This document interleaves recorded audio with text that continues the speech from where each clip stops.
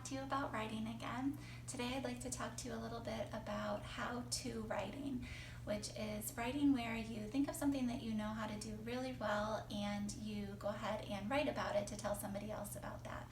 So we've been doing some things at my house lately, and I'm sure you have been too, that are maybe different or new. And one thing that I thought would be really fun to write about with my daughter, Brooke, who is 4, we decided to do a how-to writing about how to ride your bike safely. And so I printed out this paper for us to start, and then we just did 3 steps about how to ride your bike safely. And we decided to take pictures because she's really learning how to do this, and I thought it would be helpful for her to go through each step so that she could really learn it. So we printed the pictures, but you could draw your own pictures, or you could take pictures too.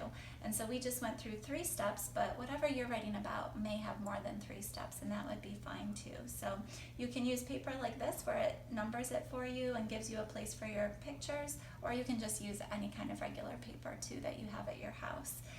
So that's one way that you could write a how-to. And then I was thinking about some books that might be helpful for you to think about if you wanted to write about how to do something. And I was looking around my house, and I don't have all my books that I usually do at school, but I found this funny juggling book actually at my house. And the way that it shows you how to do the certain tricks when you're juggling is it gives you some photographs, just like my how-to did.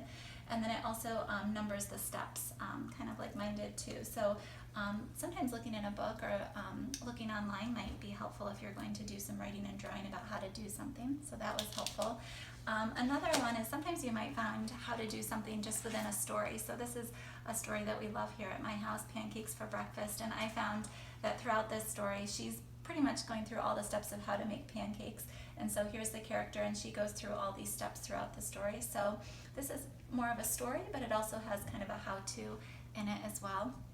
And then I was thinking about some other things that we've been doing while we've been at home, and that is cooking and baking a lot more than we normally did. So my neighbor let me borrow this book of hers, and in the book I found a recipe that I really liked, and so here's what I'd like to try to make here at home. It's a mud pie, kind of a dessert, and so I went ahead and I copied that recipe, and so this how-to is just on a recipe card, and it has the ingredients, and then the how-to is the steps of how to make that dessert.